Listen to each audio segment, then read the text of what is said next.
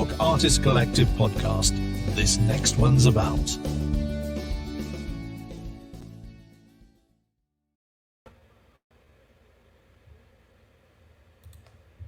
Hello and welcome to the New York Artist Collective. This next one's about. Forgive my technicality issues today. We're always playing with new things on this show. Thank you so much for tuning in and watching the show. My name is Stephanie Manns. I am the New York Artist Collective producer and co-host. Co-host this evening and co-producer most of the time. So if you have just joined us for this special edition of the podcast, this next one's about, you're in for a treat, I can tell you that. So we have some amazing artists that we'll be bringing you tonight that are Black artists and artists of color, both from within our New York Artist Collective alumni community and beyond. So my co-host this evening is a very dear friend of mine. Her name is Mishti. She is a wonderful artist in her own right and a lovely human being. So Mishti, I shall invite you in. Hello, hello. Hello, my I feel like that's a lot of pressure. Like no one's ever called me a wonderful human being, but now... Do you like that I'm using my evil voice? Yes. I'm super psyched. This is awesome. I love that you have this whole this project and you've featured incredible artists throughout. How long have you been? Is it 2 years? How long? The Artist Collective itself? Yeah. 3. It's Would you awesome. believe it's been 3 years? Yeah. Well, you've turned me on to so many artists that I would have never heard of, and I love what you do, and it's very cool, and I'm really excited to be part of it. Thank you, and thank you for agreeing to do it. So, if you are watching and you're tuning in, so today's show is it's called Share the Mic, and we at the New York Artist Collective New York Artist Collective wanted to take the opportunity to elevate Black voices and people of color. In terms of artists within our community, it's what's happening right now is long overdue, and and Mishti, you and I were talking about this. So from a sort of broader perspective in terms of the programming that we have looking at our collective community, Andrew and I have been talking. We're like, we want to have a much more diverse lineup, and this was something we had actually sort of planned pre-COVID, and we had, we were looking to sort of make sure that every single show that we had going forward was diverse. I hate to use that word, was diverse in at least one artist. And, continuing with the podcast that, because the podcast is weekly, or it was bi-weekly until recently when we've just decided to bring it back weekly, where we have, a much broader selection of artists to bring to an audience as well. So, and I have to thank you really, because I know you and Akie very well. So I wanted to bring in New York Artist Collective alums to this show, but I reached out to you and I said, look, who do you think we should bring on? And you were amazing in saying, let's bring in Kofy and Brown and Steadwell. So thank you for stepping up. And remember ages ago, when we did the show, we had such a good chat, and you'd said to me, Steph, if there's any time you need me to, host, I would love to do it. And so I'm really glad that we're getting to do this now. All right, so I shouldn't say things to you because you're going to hold me to them. Is that what we're saying? Mm-hmm. No, I'm excited. I think this roster of artists are amazing, and they're all really different, which is kind of cool. And as you will find out, they're all coming from very different points of view, and I think it's going to be really, really neat. So thank you for creating the space. I know you had said it's such a weird thing to say, hey, I was thinking about it all along to have a more diverse group of artists, and then to feel like, oh, this is the perfect time for it. You know, and we are all, I actually think it's great because we are all thinking about these things, and it's like, hey, what better excuse than the fact that the revolution is happening now, and it's been happening. It's been rumbling for a long time. So I think it's nice to actually expose that and see everybody who's on this, who's going to be performing tonight, including you, Steph. You're not performing, but, I'm not performing. But everybody has been involved in activism before the last few weeks. So it's just a culmination of all of that. So I appreciate it. Yeah, certainly within the artist community, it definitely feels like that, we're artists, we're kind of, we're very liberal people. There is allyship within the community, but there's still a lot of learning to do in terms of, learning to share the stage. I want to learn less, maybe. Is it close? Is your camera good enough to see the roll of the eyes? Or yes, I believe so. No, you're right. There's a lot that we can learn from each other, and it's platforms like these that allow us to share that. But I mean, we're, an artist community of ourselves, in ourselves. Yeah. So I love, we have a Facebook group that we connect over, and we share things and we support each other within the group. So if anyone does want to join, please do. I can certainly find a link for you to check that out. But so Mishti, in terms of the revolution as it's sort of been happening, what are your, you are a woman of color, and it's funny because you sort of, how do you identify that way? Do you think of yourself? I feel guilty. Because this is something we spoke about earlier, and you were like, I know. I was like, what? I'm a woman of color? That's awesome. Well, no, I mean, not to like, I'm a big, proponent of intersectionality. Mm-hmm. I was really worried I was going to say something else. And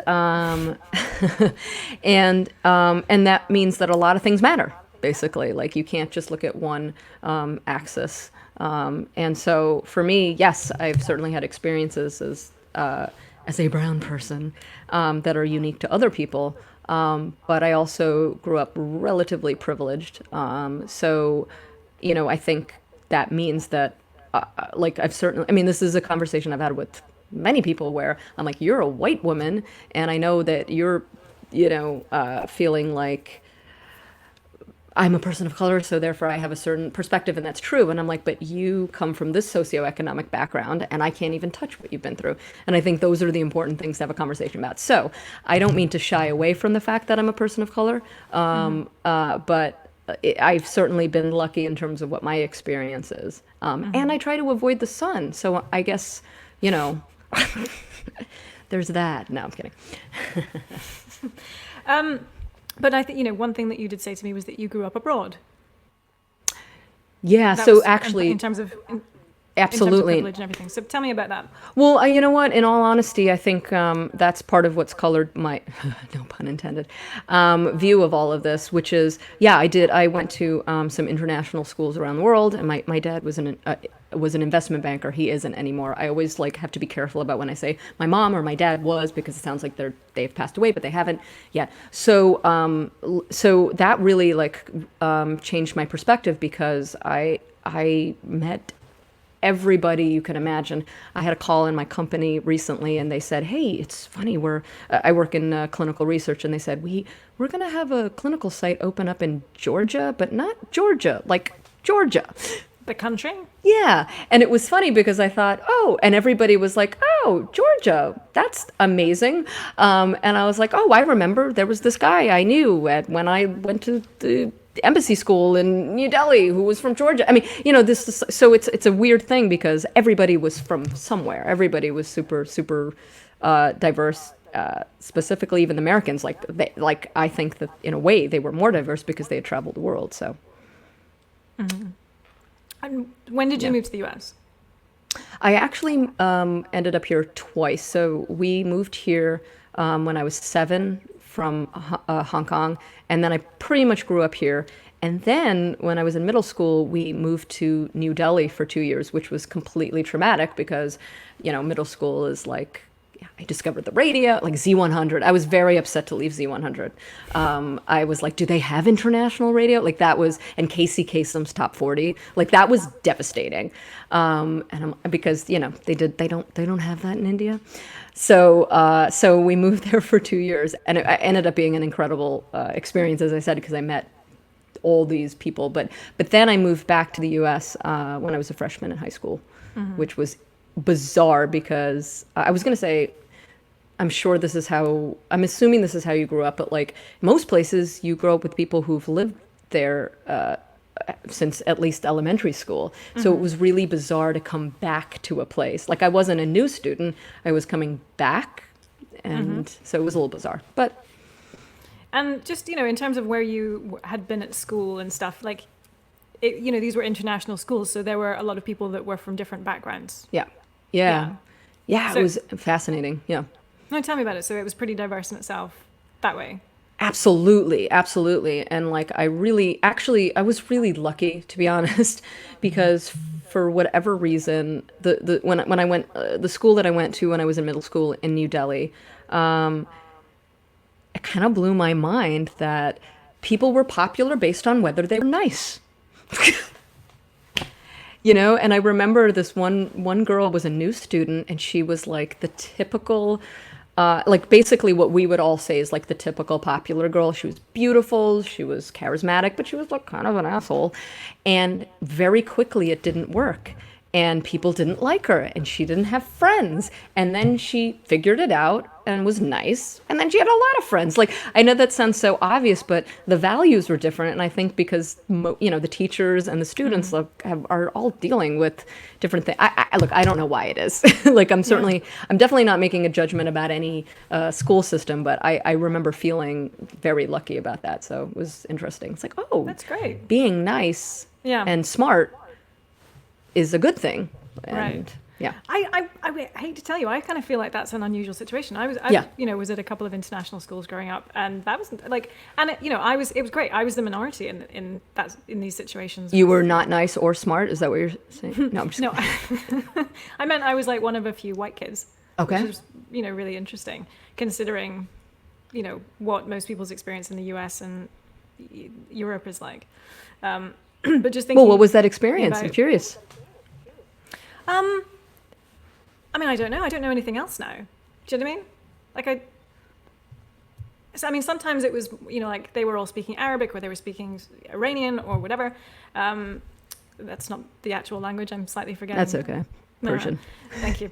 But, there I were speak different one languages language. being spoken a lot that were, foreign to me, and it was fine. And there were different cultures, and there was Ramadan that went on, and, we were all respectful of each other's cultures and religions. So I didn't know anything different. So is it as bizarre as racism is if you really step back from it? My point was, sorry. Well, it's even more bizarre. Kids go were ahead. still mean. Kids were still mean. That's what I was going with that. What were they mean about? Just because you were an asshole, I guess. Or like there was still a popularity contest. Sure.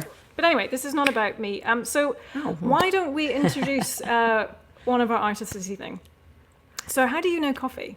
Before I bring in Kofy. I wasn't, I Kofy first brand. thought that like Kofy and B are both people I know from the Toshi Regan Big Lovely family. And like immediately I wanted to bring that family in because it is absolutely a family. But I actually know Kofy from Michigan Women's Festival, which Steph, we both talked about. And I think that's actually where we met. And I think. Great. All right. Well, you guys enjoy.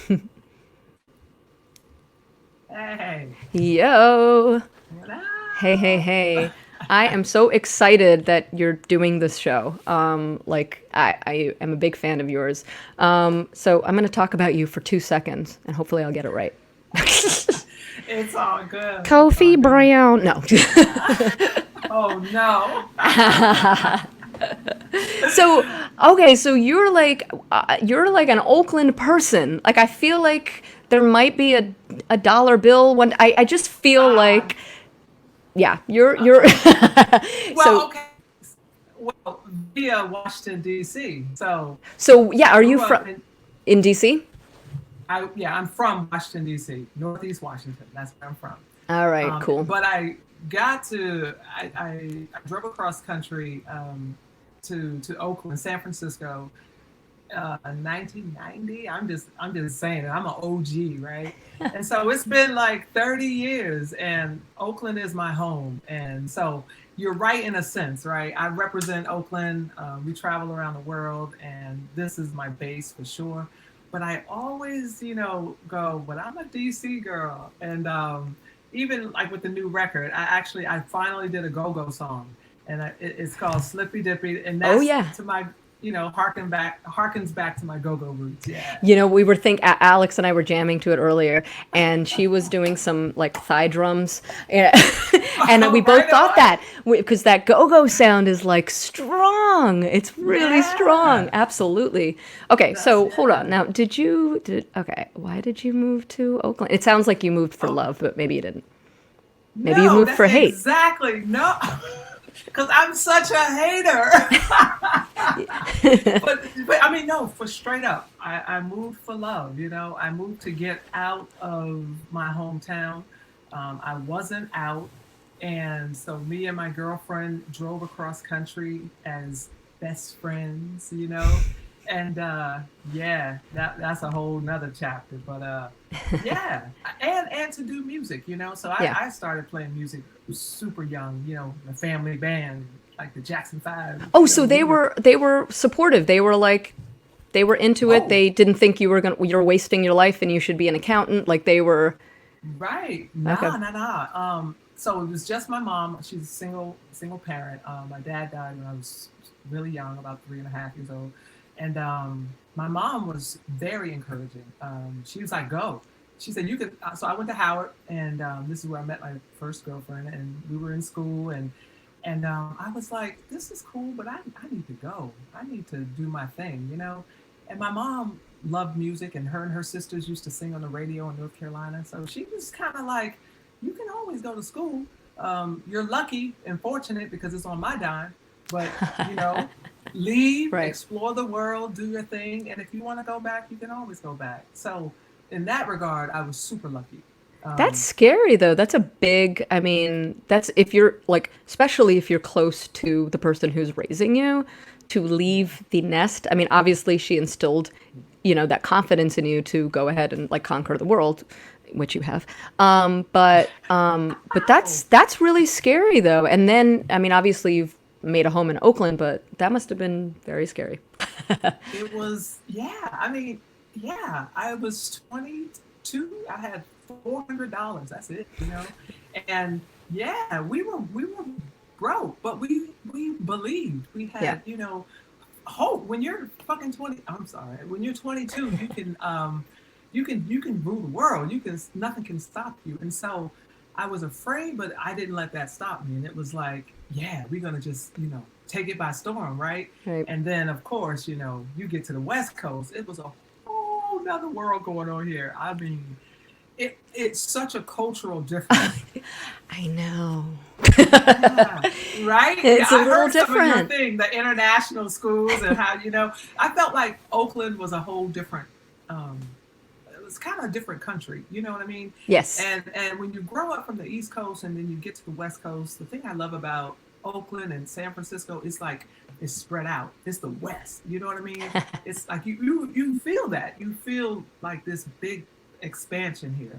But then you also realize that people are sort of in a bubble, and it was their own. I mean, you had like Too Short was being heralded and DIY. You know, Larry Graham's from here, Frankie Beverly and Mays. So you have this array of talent, and it was interesting. It was So there was an adjustment period for a second.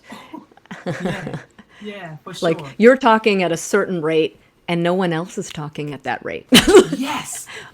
Oh my God. You're like, is that okay to say? Well, it's not a negative. It's not a negative. No, it's not. It's not negative. You're right. It's a different vibe, a different flow. But I did say, you know, me and my partner at the time, we were like, oh, we just gonna roll over these fools because, but see, then you learn. Just because they moseying don't mean that they don't know what's up, right? And they're like, yeah, you from the East Coast and you expending too much energy. You know, you're doing too much. They're like, it's warm out here. Just take your time. And that flow, you know, so I've always kept my East Coast sensibilities. But I've learned to kind of like, hey, be a little bit mellower, a little bit easier. You know what I mean? Yeah. Well, I'm suspicious of nice weather all the time. Like it just seems, I think. That's I don't know. East Coast girl in you then, because you know, I was for the first 5 years, and now, please, it's like 82 degrees out here. I mean, it's summertime now, but this could be February. Yeah, but that's why God invented climate change, and by God I mean us, and we're having the best winter ever. Yeah. It's wonderful. Sure. We're going to die in 10, 15 years, like the extinction situation, but what isn't this? And we all don't have kids, so we're good. That's exactly right. So just like drive it into the ground, right? Just that's what's happening. So meanwhile, like, Child of Providence is your 10th album. Like, I know. That's crazy. So what's different than the other ones? Where, you know, tell me about it. Yeah, let me tell you about it. So Child of Providence, look, boom, here it is. This is probably the most personal record for me. and Providence. So Providence Powers. This is a really a ode to my great grandfather. His name was Providence Powers. What a name, right? Are you kidding me? That was his name, Providence Powers. And he was born in like the 1850s, so he's got legendary status in my family, right? Wow. He lived through slavery to become a free man. He actually owned land in North Carolina. And, you know, it dawned on me once. I was just journaling and I was like writing. You know how when you write, you kind of uncover things about yourself. And I was just writing that, you know, people, you know, I'm a dream come true, whatever. I was just kind of, and then I kind of stopped because it did feel like that perhaps for Providence Powers, you know, I'm his great granddaughter, and I was feeling really grateful and free, right? I was feeling really free, like I can do anything. I'm energy. I'm out here living my best life, and I'm probably his wildest dream come true. Right. And it just like hit me, you know? And so this record is dedicated to him, and a lot of the messaging, you know, is conscious messaging, but it's also really hearkening back and kind of trying to see the world through his eyes and with that perspective. And so like the song Watch Night, you know, watch night, hold tight, midnight congregation. That's the watch night was Black folks in church waiting for the word for the Emancipation Proclamation to be signed. And they still adhere to the watch night in the South. Southern congregations on New Year's Eve, it's a thing. It's called the watch night. Wow. And so I was just kind of picturing my dad, my great-great-grandfather at about maybe 13, because if he was born in like 1850, 1863 was emancipation. You know, he was in the East. Because here, 1865, Juneteenth is coming up on, you know, 2 years. That's another thing about the West Coast that's wild. I'm getting in a lot, but I'm just saying, like, you know, trying to see what it must have felt like for a 12, 13-year-old boy to know that I'm on the precipice of being free. What is that, you know? Yeah. And then, like, so the voila, the song I'm going to do is just kind of, it's a really kind of a story of me, you know, like being closeted, observing where we are in history and how we are just kind of, one of the lines is strolling through, you know, burning up our paradise, you know, the earth, and just kind of mindless, but then also realizing who I am as a Black woman and being able to sort of, I feel transformed over the last few years by having time to really just kind of get to know more people in my family and myself, and just coming to certain realizations. And I feel like I owe it to my ancestors, right? That they pushed through. And like now, where we are, right? The revolution is happening. This is an uprising. Yep. And some days it's good for me, some days are terrible.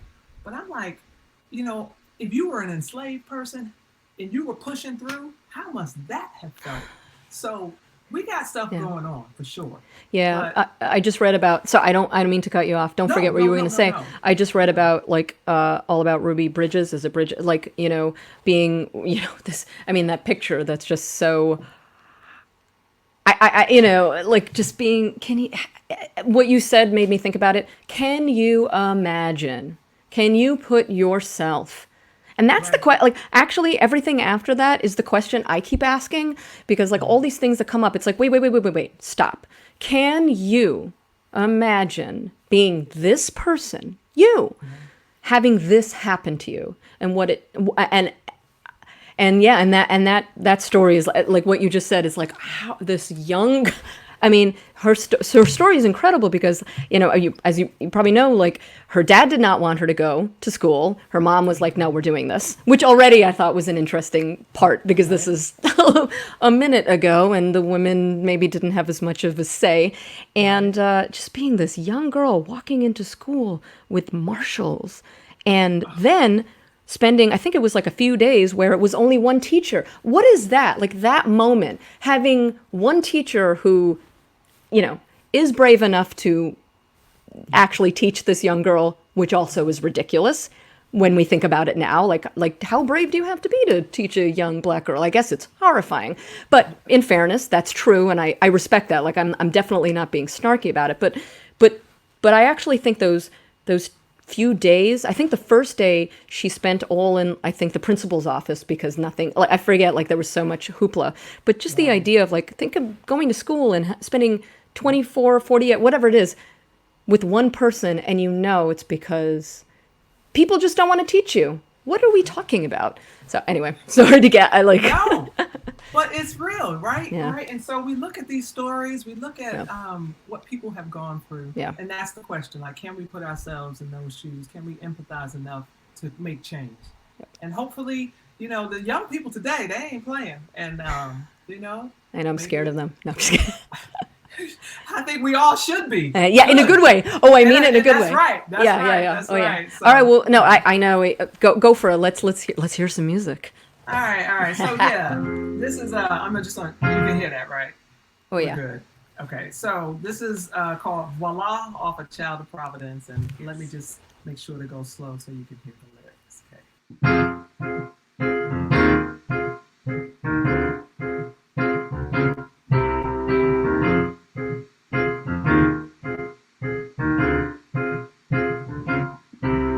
The hands of time, they last forever, even though we surely won't. We act as if we have forever to do whatever the hell we want. As seasons change, the rains they pour, the earth rattles, she rocks and rolls. We are just these puny beings poisoning our paradise on a stroll.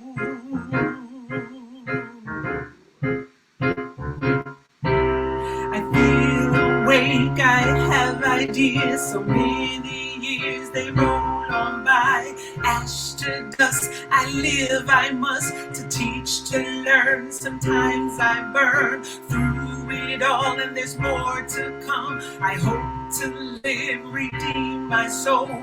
Truth or dare, I'll tell it all. My pain, my shame, my family's fall from grace.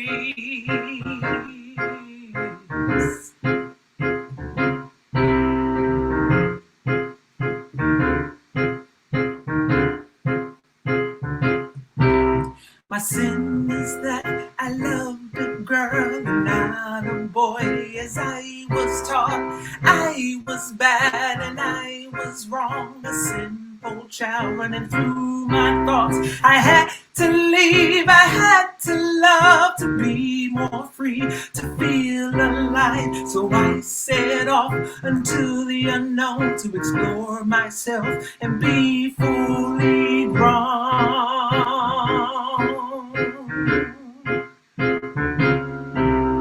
Like an idea, a globetrotter, a wandering wolf, a soul survivor of my own dreams. I did not fail, I did not perish, I have survived for so long. I wore the veil when I tore it off.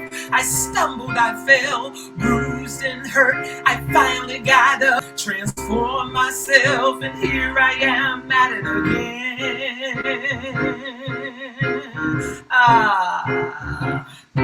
At it again. Oh.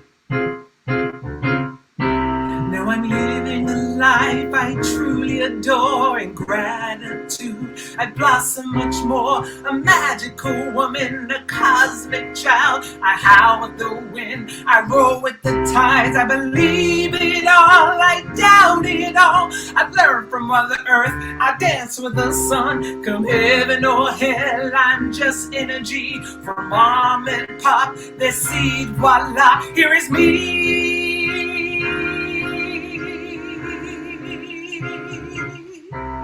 Here is me. Yeah.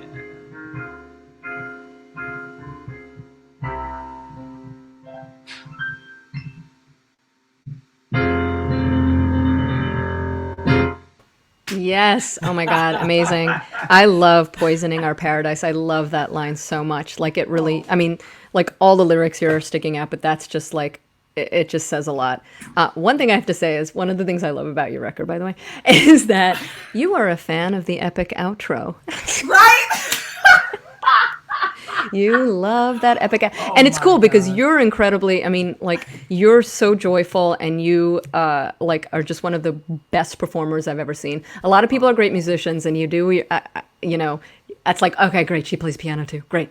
I didn't know Well, that. as you could hear, I was all like, 'cause usually Julie Wolf is playing the piano. No, it's amazing. So you're just this, you just understand the dynamics of performing. It's so awesome. And then I put on this record and it's really beautiful and it's so well done. And then it's like, oh yeah, this is happening live. And you get a sense of like, so it's amazing. Thank you. I appreciate that. Yeah, it's a live record. Like the average time is 5 minutes, and it's with my band, so I normally don't do this. And yeah, really, it's all about the performance. And it's funny, Mishti, because I don't like doing a lot of these online performances because I don't think it's representative. But every now and then, like 1 or 2 songs, to me that works out. I can give just an inkling of what it's about. And this is a song that I enjoy performing. I call it my Broadway. This is one of my Broadway tunes. I love it.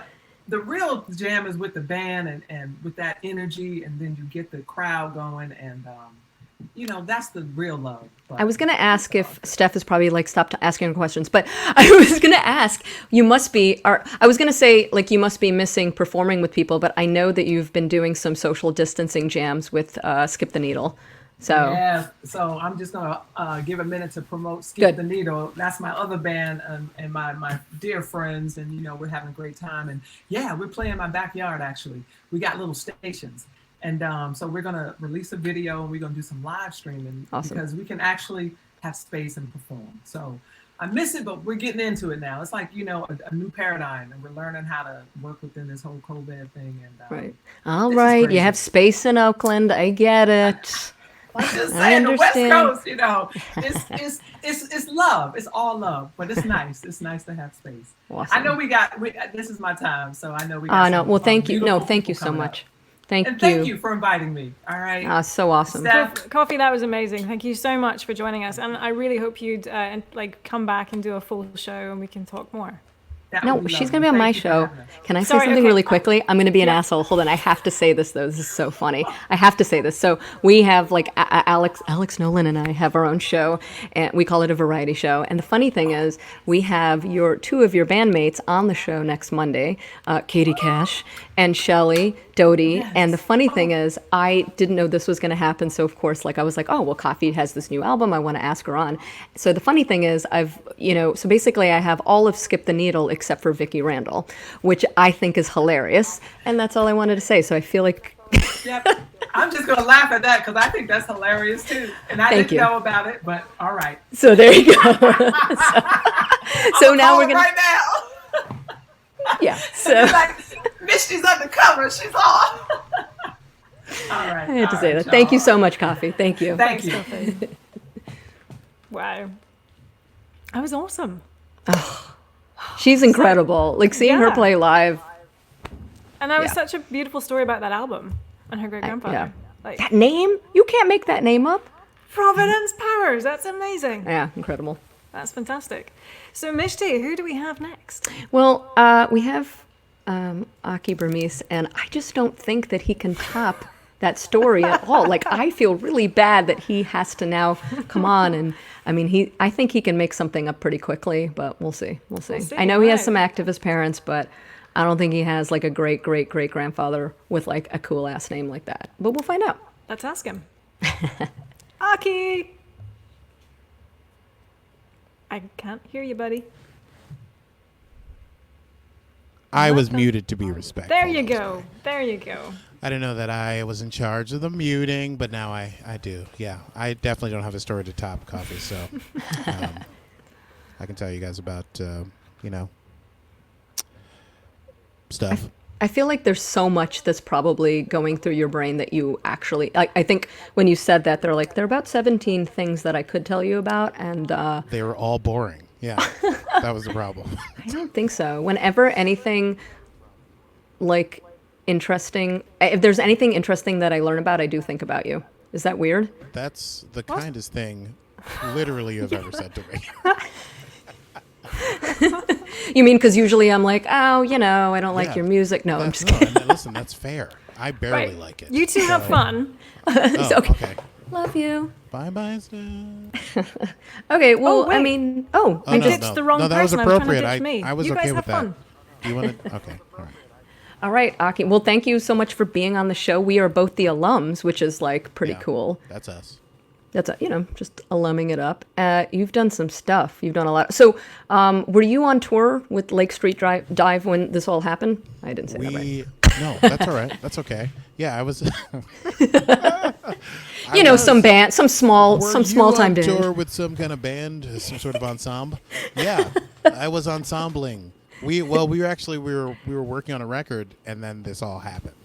So we were like quarantined already, and then we got home just before like the real quarantine set in, and people were like, "Do not travel." So, yeah, Where were you? we were recording. in, get this, Nashville. Oh, fun. Mind blown, right? Who goes to Nashville to record these days? Ridiculous. I hear that it's horrible for music and Yeah. restaurants. No so. musicians live there. Yeah.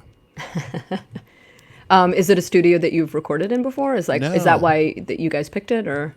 No, it was the producer who was producing the record. It was his studio, and Okay. it was like on a weird farm that had a Convenient. pond. Okay. Yeah, that's right. Convenient.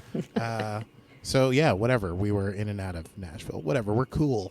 And then we flew home, and I resumed my normal nerdy existence, which I thought would last for 2 weeks, and has been 4 months. Well, did you fly home when it was still like?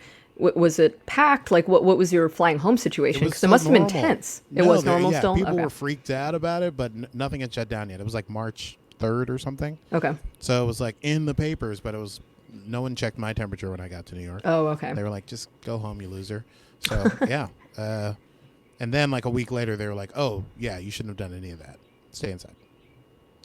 So, are you writing a lot then in the last few months? Yeah. I was going to say weeks, but it isn't weeks. It's been months. That's Yeah. right. Yeah. No, I'm writing too much. I need to stop. I have a problem. I'm writing every day for no reason. Yeah, And, you're very prolific. It's kind of irritating. I had to no, stop yeah. following you at some I point. am prolific. It's You're prolific, true. but brilliant. So it's just like, Oh, okay, no. got I was it. going to say the opposite. I'm prolific, but mediocre. It's just all, it's all of us quality, but there's a ton of it. Yeah, no, I'm whatever. I need to, there's nothing else to do. I drink coffee and then I write and then I play Dungeons and Dragons and go to bed. Well, I do miss you would always like write something eloquent in the middle of the night when you came back from a gig. Yeah. Like your 4 a.m., like this is all that's happened tonight. Or you just would have Yeah. a moment. And I'm assuming that you still have those moments being home, but is it weird to not be, like, are you bummed to not be gigging? And I know that might sound like a stupid question, but not everybody is bummed. So Yeah, no, that's a very insightful question of you because not everyone's bummed. I'm sorry. yeah, you probably know listen, full disclosure, we've met in real life. I'm a bit of an introvert. I don't like crowds or people or noise. So most of me is like, oh, you have to spend months at home with books. Great. And then, there's a part of me that's like, oh, you should be performing. And I kind of just suffocate that voice every morning and resume my normal activities. Yeah. Well, I feel Alex and I feel the same way. So my Yeah. girlfriend is a professional musician also. And Full actually disclosure, I've met Alex. well, the funny thing is I actually think the first time I saw you play was with Alex at the Apollo Cafe with Stephanie McKay, I want to Correct. say. Yeah. Yeah. So, so that was Those really cool. were great times. That was one of my favorite bands and favorite. Steph McKay is one of my favorite artists. Well, it's amazing because it was the first time I'm like a big, I just been kind of in my Westchester hubble, and Alex and I just kind of started talking. And so I went to that show and I knew she was a musician, but then I remember going to that show and being like, oh, like, Yeah. you're a real musician. That's not how like, I felt in that band. I was like, oh, everyone here is legit.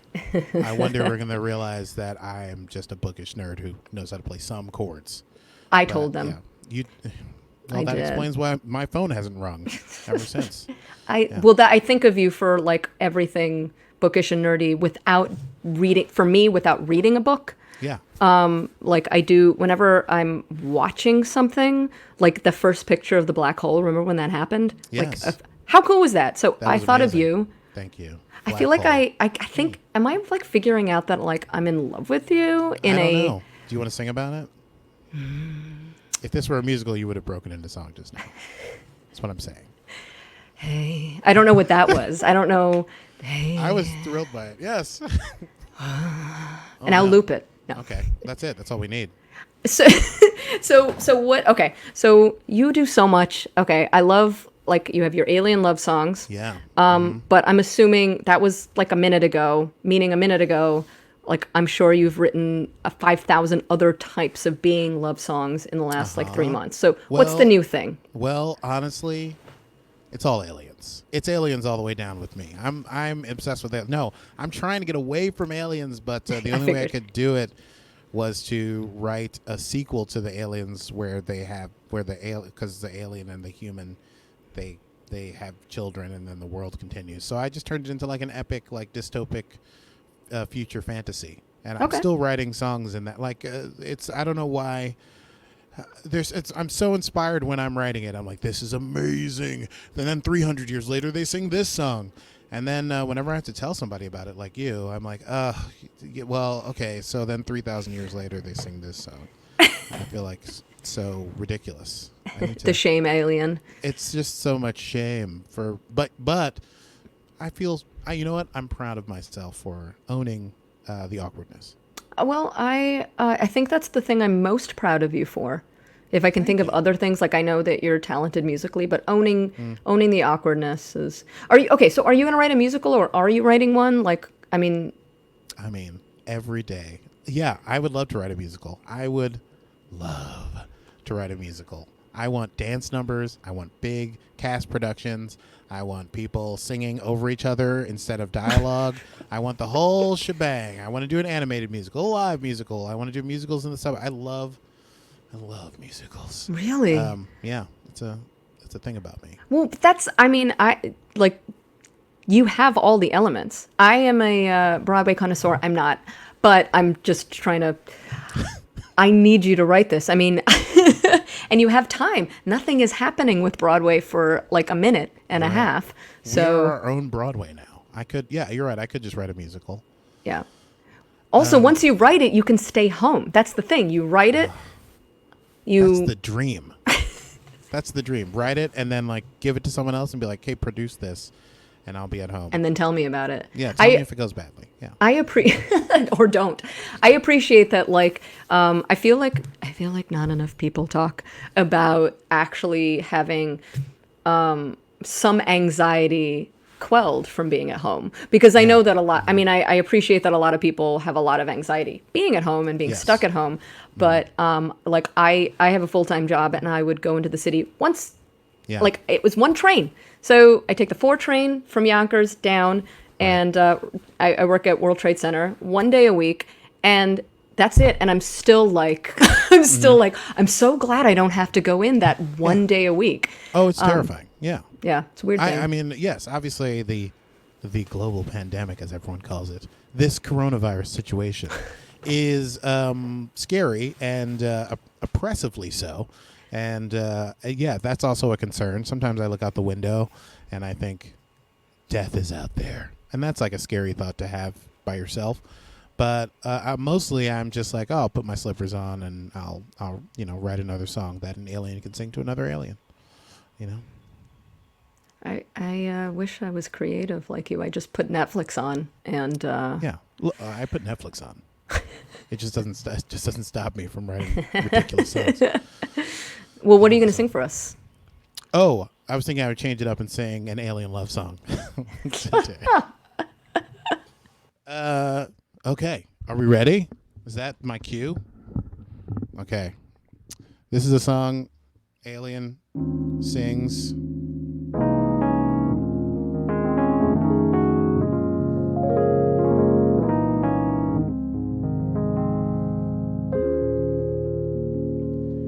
If summer never came and the stars had faded all to black,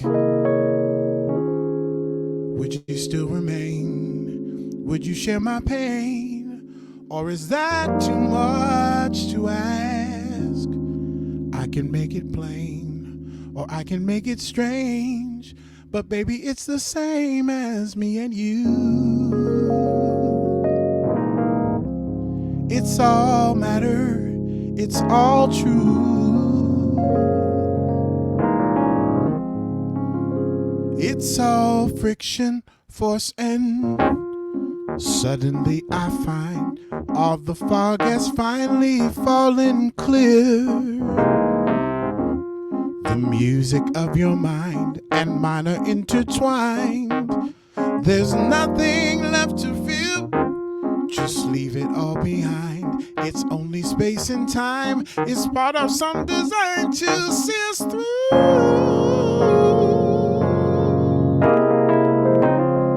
I'm so ready, so confused,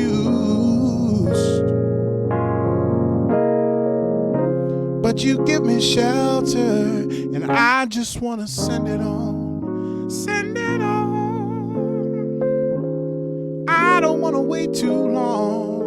Oh, love has got us running in circles, and I don't know which way to go. I just wanna send it on,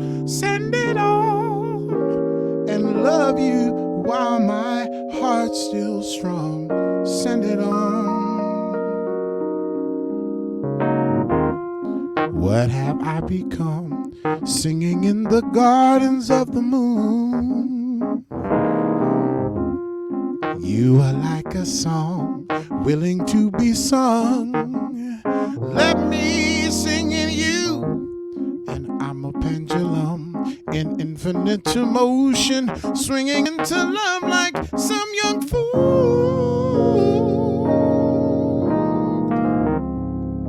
on some trivial pursuit. This is strange, this is new, it was you calling out my name. You're the one who opened every door, brought me out of ways, brought me face to face with all that I had lost. Opened up a way, opened up a place, opened up the space for me and you.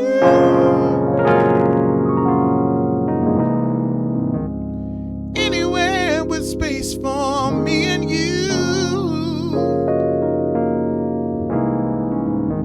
But you give me shelter, and I just want to send it on, send it on.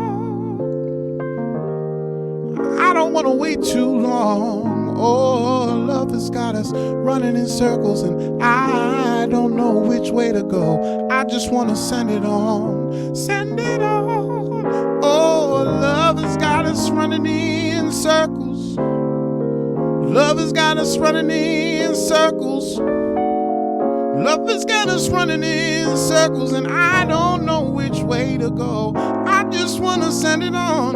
I just want to send it on. I just want to send it on. I just want to send it on. I just want to send it on. I just want to send it on. I just want to send it on. I just want to send it on. I just want to send it on. I just want to send it on. I just want to send it on. I just want to send it on. I just want to send it on. I just want to send it on. I just want to send it on. I just want to send it on. I just want to send it on. Send it on.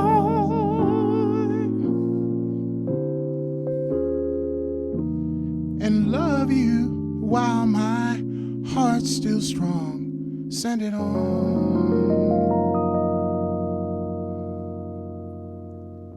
Aliens. I think my face of awness just came out. I mean, face good of awness? God. Oh. My face of awness. That's Face like of awness. gorgeous. Oh, thank you. Okay, so what's the difference between like an alien personality, the love between aliens and like our species, perhaps? Oh, shit. You're too insightful. That is a gotcha question.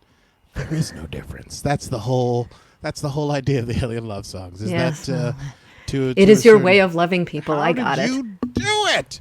No one's supposed to figure that out. No, I mean, yeah, it's about feeling. It's about feeling like an alien, in a sense. I mean, I would love it for it to really be an alien, but obviously, it's just a feeling of being extraterrestrial, marginalized, if you will. Yes. And still believing. Sometimes I think the whole thing is about thinking because you are the way you are, there is no avenue for true love because there's so much other shit going on. But the whole thing is supposed to work out that, like, through all the trials and tribulations, there can still be a deep connection made. I hate to tell the truth about songs. That really took a lot out of me. Are you asking me out? Yeah. No, that was you said you loved me earlier, and now I'm asking you out to outer space, actually. Yeah. No, that was, like, gorgeous. I'm sorry to just, like, geek out a little bit, but, like, your vocal control is ridiculous.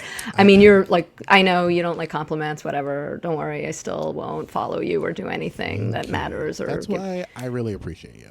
But good God, I mean, your talent is immense, and like, everybody in New York knows you. You're awesome. Everybody should follow Akie. Question for you. This is okay. So hold on. Let me look at my notes. Oh, this was a good question. Oh, Steph is like, shut up. No, this is the one where I cry, right? I know. I was ready. I guess I had the gotcha question already. No, I thought this was okay. So I'm not gonna lie. Like, Shay Leonia helped me with this question, and I thought it was a good question. So now I'm gonna ask it because I think it's a great question. Okay. It's a question because you're black, so I'm gonna ask you that. Wait. Who's black? I'm not black. I'm pretty. There's only two of us here, so. I know you're a Bard boy, but well, yeah, that's where I really found out that I was black. Yeah, actually, good God. I know, we actually know each other in different ways, and one of them is my best friend went to Bard and was like, oh, Akie, I know Akie. And that was weird. Yes, That and was you so are a weird. Bard boy. I am a Bard boy, yeah.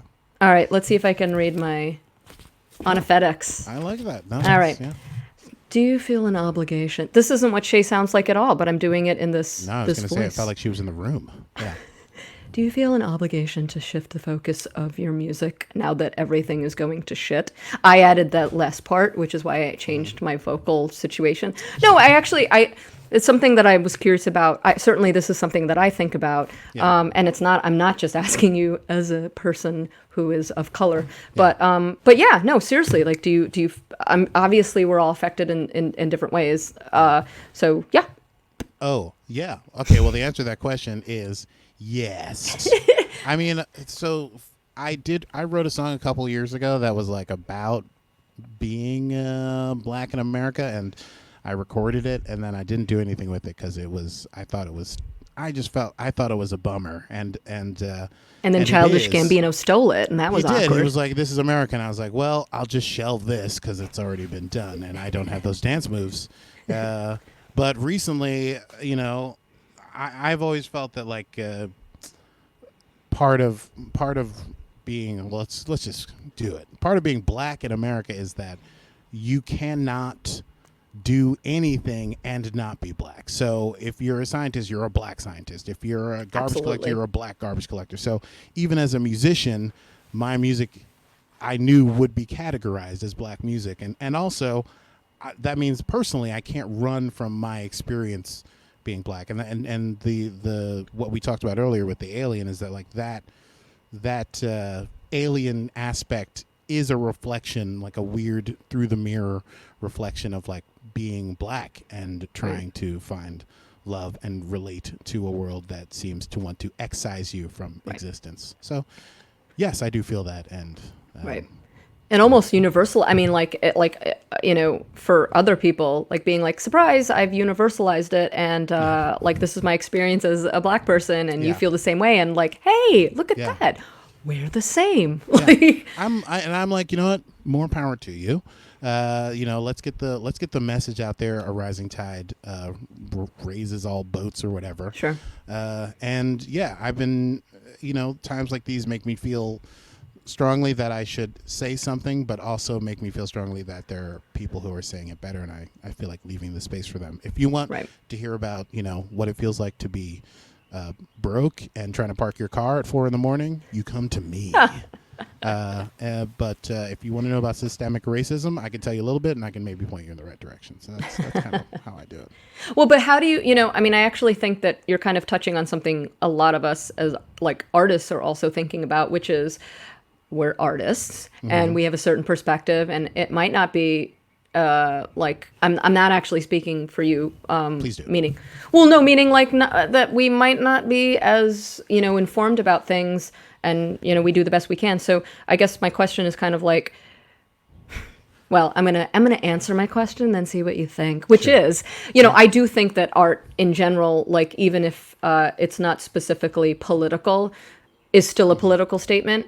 And I guess my question is, do you agree with me? No, I guess my question is like, how can we use that? Like, even if you're not putting out work that's specifically political or specifically, about the resistance and about everything that's going on, do you feel like that's still making a statement? Clearly, I said, I think so. And now, yes. And I disagree with you. No, I 100% agree. Or how? How do you feel like it is? I feel, my approach is, again, introvert, not very, always wanting people to come to my music if they feel like it, but I never want to feel like they have to. I try to put my efforts towards revolutionary things because it was ingrained in me as a child, but also, if I have.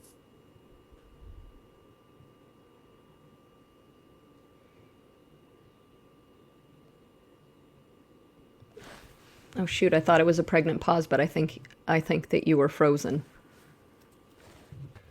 like in a Madonna situation. Too. Damn, that was like a moment. I know. I wasn't sure. If I it was think on you my end. oppressed his voice, Steph. I actually. He's still frozen in the feed. Damn it! So he's been having trouble with his internet, and I know because we do a sort of nerdy podcast. I'm just gonna. That's true. Check with him. But anyway, you should talk about. Is your podcast going to be ready? I love that you're doing this nerdy podcast. It's pretty cool. Yes.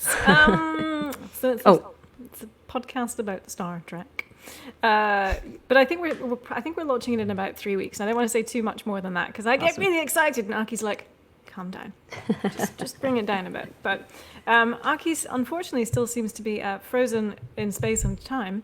And has in fact disappeared altogether. Which I actually think is quite appropriate. Like, I think that, I actually think it's like the perfect way. It's like a walk-off. Like, I think it was a perfect way for him to end. Yeah. All right. Well, unfortunately, we lost Akie, but he was wonderful. And if you want to follow Akie, you can follow him at Akie Bermiss Music, I believe is his handle. And I will post all of this stuff afterwards for you to find if you don't know him already. Now, Mishti, who is next? Oh, my God, B. Steadwell. I don't know what this is, but I think she'll appreciate it. I hope. So, B.A. There she is. Hey. You just came from a show, which is so badass. I love that you're like, I have a show beforehand. Not that you said it like that.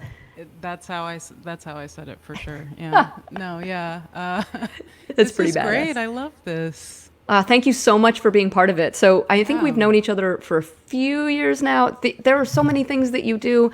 Good God, you're famous. So we know each other from the Toshi Regan family, the Big Lovely family, and I feel like I've seen you play in so many different circumstances. I can't even pick one. But B is an incredible singer, songwriter, looper, filmmaker, activist. She does everything. She's played with a lot of badass people, but I who cares, because she's the badass. So no. You are the badass. You are now. So and I do have questions. I have questions, but I'm going to pause and shut up and ask you how you are. I'm just going to say thank you so much for being here. I know that you've just come from another show, and we're really grateful, and I can't wait to hear you play. Oh, so. No, this is a treat. And I just, I send it on. That's like, right? I didn't know what was happening. He's amazing. Akie is special. Oh my God. Yeah. That song was so good. Ooh, I'm going to be singing that. I know. I was actually, it's so funny that you just sang that line because it was totally in my head. And then I was like singing some horrible harmony. And I know. Akie is amazing. You got to come here. Are you in, you're on the other coast, right? No, you're here. Right now I'm in DC. Okay. I'm going back to Oakland on the 7th. Okay. And have you been in DC during this whole situation? Like, where have you been? Yeah. Well, I came in February because I had some dates, and then I did some of them, and then the rest of them were canceled. And my folks live here, so I figured it would be good to be with them. So were you in New York when you found out you should like what happened when you were like, oh, shit's going down, I need to go home, or what, Yeah, so I had my last gig was in New York, and even it was March 7th, and even then, New York was looking really weird and empty. And I took a bus back to DC, and there were 4 people on it. And Whoa. Yeah, and I was like, okay, I'm scared now. And I just went back to DC and canceled my flight back. Wow, that's great. So you've been there since? Yes. Are you writing a lot, or are you having your parents do laundry? Like what? No. Yes, I'm writing a lot. I did a song a day for a week, which was crazy. I've done it before, and the songs aren't all great, to be honest. But it's good to sort of for me to force myself to just start and finish a piece, even if it's not, exactly what I want it to be in the full production and everything. It's just, like just to get something out there, like a diary. Yeah. And sometimes I have no idea what's going to happen. And sometimes 3 terrible songs happen before I settle on one. For me, it's like 300 terrible songs. And I'm about like, I do like 1 song a year. So the fact that you're doing like that's, well, now how did you get into that practice? Like, is that something that you had decided to do, or is that something somebody taught you, or? Yeah, I started it I did it for the first time in 2009. Yeah, so because you have actually the funny thing is I was going to say, why do you know that date? And it's like, because you have a catalog. Yes, they're all, some of them I've taken down, but many of them are on YouTube still. So, so I don't, no one taught me. I just, whenever I have a big chunk of time, and I get the space to write, which I don't often get anymore. I try to really, really take advantage of it and make myself accountable by saying, hey, everyone, I'm going to post this every day. So you set those deadlines. You're just like, this has to happen. Yeah, it's a bad idea. It's really the worst. I've written some good ones, but mostly not. But. Oh, that's amazing. Do you, I mean, okay, so like, so you obviously have a producer mind as well. Right. So as a songwriter and a singer, they're totally different things, all 3 of those. But when you're doing that, what mind are you using? Like, are you able to sit within the songwriter mind, or is your producer being like, okay, now I'm going to double this, or now there should be bass here, or no, don't do that. Like, how do you get how do you deal with all those voices? Yeah, I think they're all there. For a song a day kind of project, because it's like I play like a tiny amount of other things, but mostly vocals. Like I usually make my foundation out of vocals.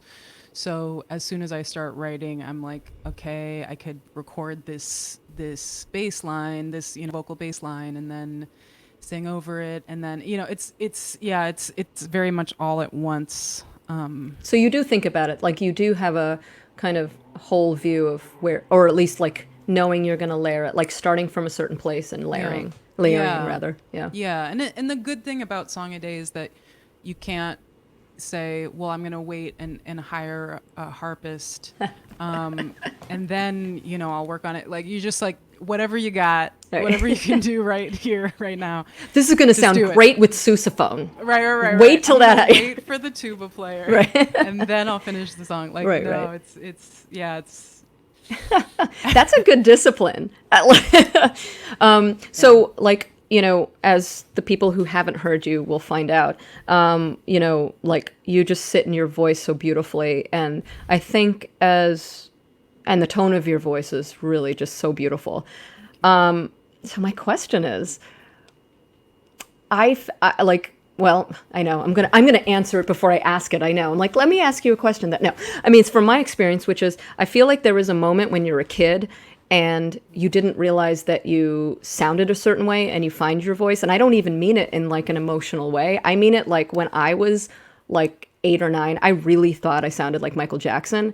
And I did one of those karaoke things and I sang Beat It with my brother. And I was like mortified. I mean, I actually like, I still think about it. Like I was like absolutely mortified. And it took me a long time to understand that my voice was different or record it or get used to it or whatever, you know, and your voice is very unique. So when you probably heard your voice, it probably didn't sound like a lot of other people. So I guess my question to you is, did you have any of that, like, you know, how did you come to get comfortable with your own voice, or did you have any shame about it, or go? Yeah, go. I love that story. I think I was kind of the opposite. I didn't know. I knew I loved music my whole life, but I was really shy, and so nobody ever heard. You know, I didn't do karaoke. I didn't, you know, sing for anyone, kind of ever. And I was kind of I was like, I don't actually know if it's good. And I don't know. I mean, I guess when I started singing, the biggest stigma for me, or the hardest thing for me, was that, you know, I didn't have,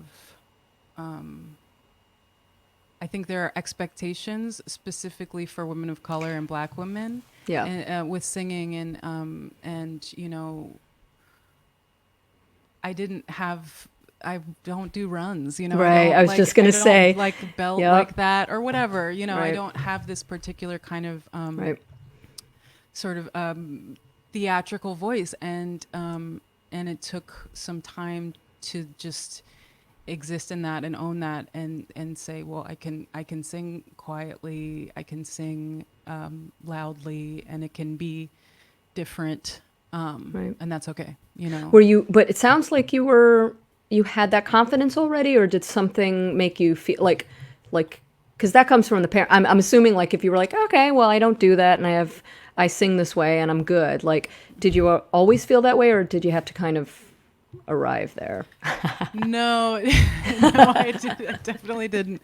I the first time I like went out on a limb, I think, with singing was I tried out for my high school jazz band for vocal, and I just didn't. I had no clue, and I sang Solitude, which is a jazz standard, and my teacher, the teacher who ran the jazz band, was like, how do you even know this song, you know? And he clearly was like, this is something. So unfortunately I wasn't, you know, a young feminist gauging and growing my power from within, you know. It had to be. You weren't born like 5 years ago, right? Yeah. No, yeah. Somebody had to be like, oh, your voice is kind of good. And then I was like, oh, okay. But it took several years, and is still taking time to just be like, it's okay, it's good, it's different, and it's good. Go for it. What a cool, like, that's like such a moment, because what you just said, I think, speaks actually to a lot of things. It's like, you can be lucky enough to have, or not lucky or whatever, to have that experience where somebody's able, like at a young age, to, you know, either say, hey, I hear you and you're unique, or whatever. Like, it's interesting to have that reflected when you're younger, or not reflected. And that's luck of the draw, you know. That's like something that we all can't control. So either way, it's a lifelong, as you said, like, it's a lifelong struggle. Yes. Yes. So one of my questions is, I know you are world famous for doing queer pop songs. So, and it's is it like queer love songs, queer pop? That's your thing. So I guess my question, and it's different than the question that I asked Akie, because like I kind of knew the answer, but what, if any, when you talk about writing, or when you write queer love songs, queer love pop songs, what's the difference? What's the difference between that and, straight love songs? Other than the obvious, but I think Akie sort of already got to it, but I can't help but be Black and queer and a woman, and I can't write a song that's not political in this space, in this world, which I think is great. I mean, I that's sort of why I wanted to write music, because I didn't feel like my story was told in pop music, in the sweet love songs that I really enjoyed. Right. So, it's everything I do is queer, hopefully, and I love that. Yeah. But I do intentionally try to make people like us, like, marginalized people, feel seen and feel included in the storytelling, other than just being who I am and singing it, Which both of those things, just the act of doing it is political, but also I know that you're thinking about all those things, and it's just really powerful. Like I love that, I love that it's just you're so unapologetically queer. And I say that, like, obviously, like we're in the big lovely family. Like, clearly, like I feel that way, but yet, we all grow up in a certain way, and I just appreciate any voice that is just saying, nope, this is what it is, and what it means for other people. I can't imagine being a little kid.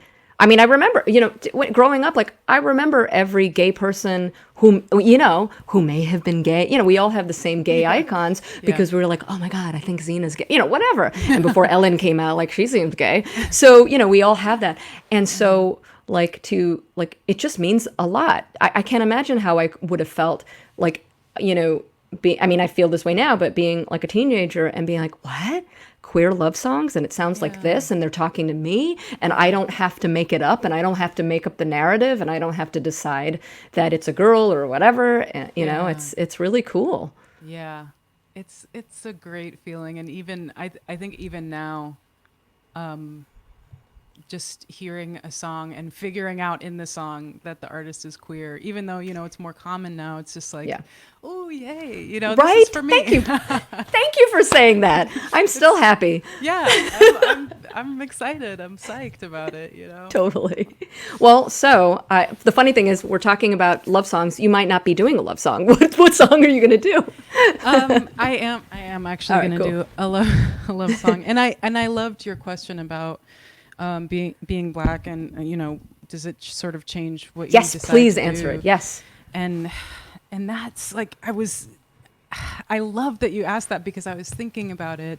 If somebody asked me to do one song, in this kind of moment, I would fret over it, because I'm like, I have this song that mentions Black feminism and raising the fist, and I have this song that's about my ancestors, and I have this song, and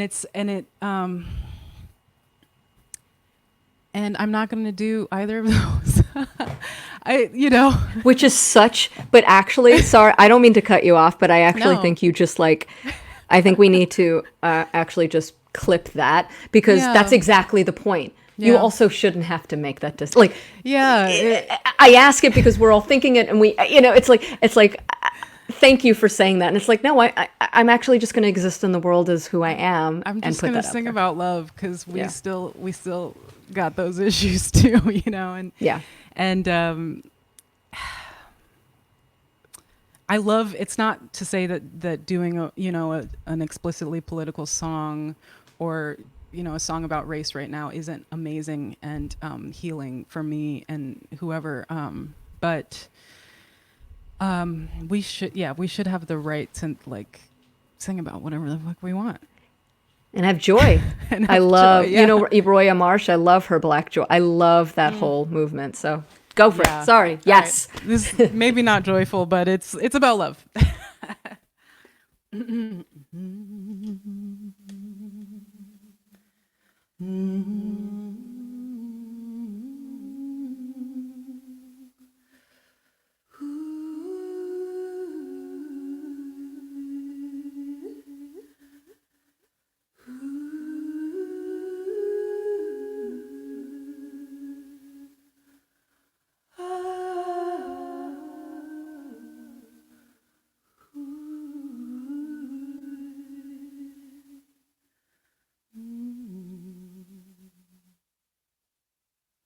Colors in my cup of coffee.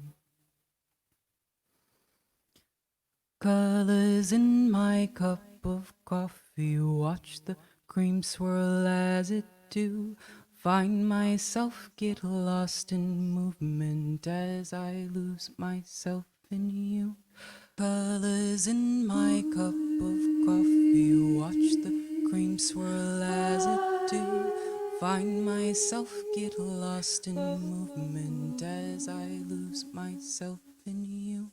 Colors in my cup of coffee. Watch the cream swirl as it do. Find myself get lost in movement as I lose myself in you.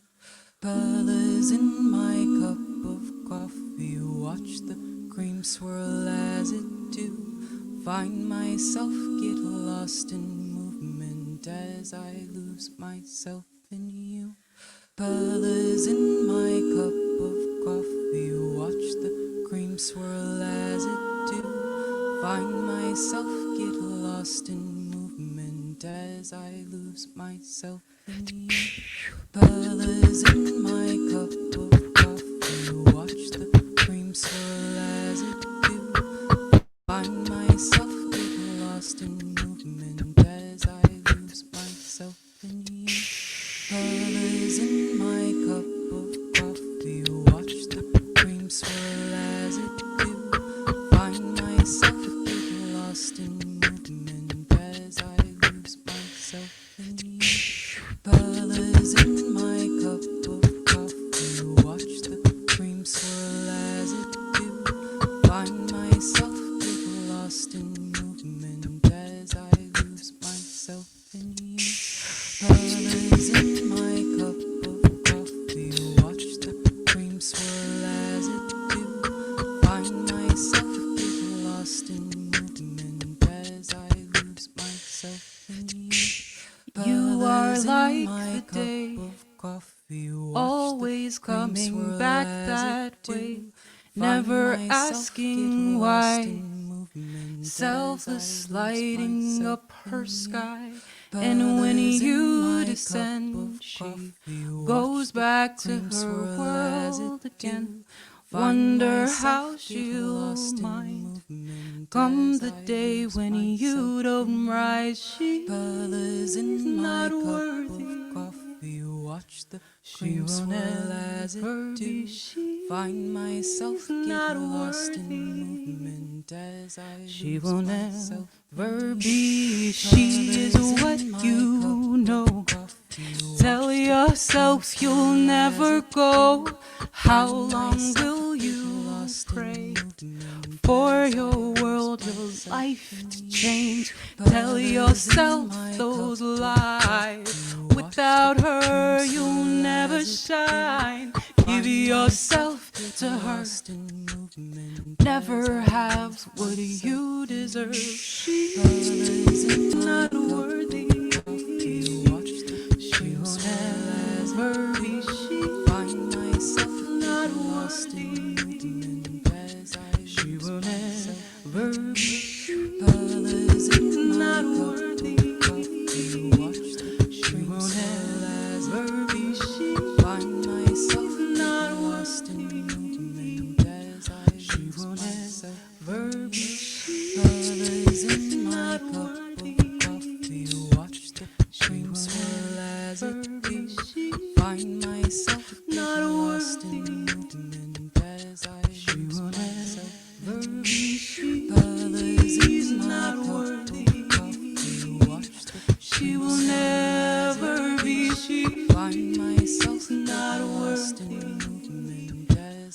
She will never be colors in my coffee. Every morning dreams of you. Quiet how I love her, and that's all I'll ever do. So badass. That's awesome. Oh my God. Amazing. I don't know why I didn't think about this before, but like, are you a fan of experimental music? Because it reminds me of like some of the, well, no, because there's like a lot of really cool looping stuff. I got kind of like more into it recently. Like there's some, it just reminds me of just playing with the idea of looping over your own voice. And there's something that what you do, it reminds me of it more than just like, hey, I'm a one-person band. Like you're using the art, you're using the performance, you're using that tool specifically. I might have to send you weird stuff. Yeah, please send. Yeah, I would love for you to send me some stuff. It's gonna be weird. That's fine. That's great. That was beautiful. So where are you performing next? Are you performing in like 20 minutes or are we? No, I'm teasing. No, what do you got next? What's going on for you? The next sort of bigger chunk is I'm doing a show for Olivia, the Oh, cool. Yes, vacation the cruise. folks. Yes. Les. I was just making people know the Les one. Lesbians, etc. Yes, that's I like that. That's on Saturday. That's Awesome. Yeah, that's gonna be an hour. Cool. What time is that Eastern? I'm being selfish. What time? Ooh. We'll find it. All right, check it out. Yeah, no, it's really fun that they're doing that. That's so. Did you do one of the performances like in the real world? Yes. I did a few of their trips, and awesome. And I was supposed to go to the DR, man. I was supposed to go to the Come DR on. like a month ago. I saw it on my calendar, and I was like, yeah. God damn it. Yeah, I know. That must have been like this moment of, why me? It hurts. I could have been on the beach. No, I totally get yeah. it. That's so cool. That's so cool. Any new music coming up? Well, I just released an album. Cool. Oh, yes, duh. I know that. Yeah. Called Succulent. And yes, that's, of course. That's out and about. Did some fun music videos for that, and yeah. Your music videos are always fun. Everybody check out B. A lot of making out. No, but in an artistic way. Do you have everybody sign? Like you might appear nude, but it is for the love of. No, it's great. Yeah, it's awesome. It's a lot of very generous, sweet people being. Yeah.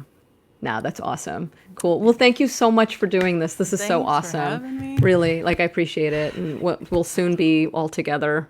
I hope so. Somehow. Yeah, I hope so. That was awesome. Thank you. Steph, where are you at? How fun was that? Hello. How cool is that? You didn't know I'm she was going to do all that. I know. It's really cool. You probably knew. I mean, I don't know if you could have seen me off screen. No, I didn't know she was going to do. Jesus, that was Yeah, so it's cool. good. She's very seamless not- with it I'm too. not I would normally lose my floored. mind. Yeah. Yeah, totally. No, I'm not normally floored during a live performance, but that was insanely good. Yeah. But wow. And Mishti, like, how did, I mean, this has been a great show, and thank you so much for hosting it. This was so much to fun. put my feet up. No, this was awesome. I mean, everybody was incredible, and thanks for like creating the space for us. So it's very, very cool. Of course. No, I do want to say just a huge thank you to all of our artists this evening, to Kofy Brown, B. Steadwell, and of course my good friend Akie Bermiss. And Mishti, thank you so much for hosting and all of the hard work that you put into this before we went live and everything. I've been so drinking for grateful to hours. you. Thank you. Just kidding. Wouldn't You're going to mute me surprise now. my dear. Yes, I am. We have Akie back if you want to say cheerio to him. Akie. You're on mute, buddy. Remember, you have to unmute yourself. I was very much just hanging out and enjoying myself. Wow, B was stunning. Right? And yeah, I was just gonna, just fade into the sunset. But my router didn't want me to be black. That's why it sent me away. I'm sorry. Ugh, That it all happens. comes together. Yeah. So, Racist rooters, how dare they? Rooters. Lovely. Routers? Trying to combine those words. No. Racist. Racist rooters. I say rooter. Router? Didn't work, did it? Well, I Racist liked it. rooters. Router? Do you guys say, is it a router? Okay. I think, now I don't know what I say. I think I say router. I don't think it's a router. But when Yeah. you are devising a plan for traveling cross country, what Oh. do you call that? That's a good question. Either one. I know, it Because depends this is on the America. context. You can be like, hey, route, who cares? Yep.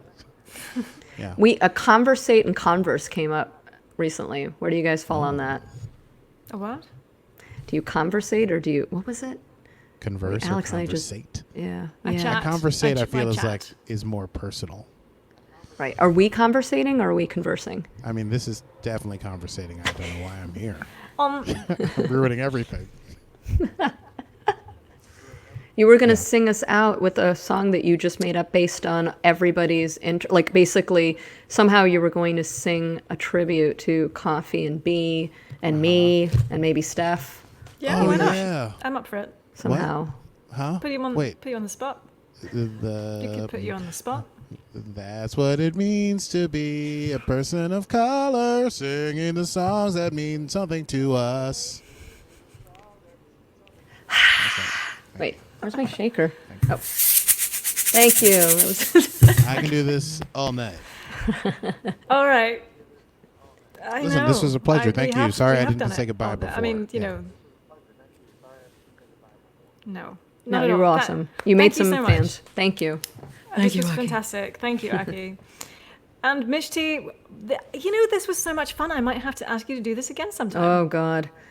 I hope that people stay with us. We'll see. Well, No, listen, this was really fun. It was awesome. Thank you. my pleasure. And to everyone watching at home, thank you so much for tuning in. I hope you've found some awesome new artists to go out and follow, so please do. Next week on the show, who do I have? Oh, next week is book club. I'm so excited. Next week is book club. We are discussing Glennon Doyle's Untamed in the context of, being a female in music in the music industry. And we do have a token male, of course, to diversify the group. So please tune in for that. And if you haven't read the book, I can give you some crib notes just so you can join in the conversation. So we will see you then.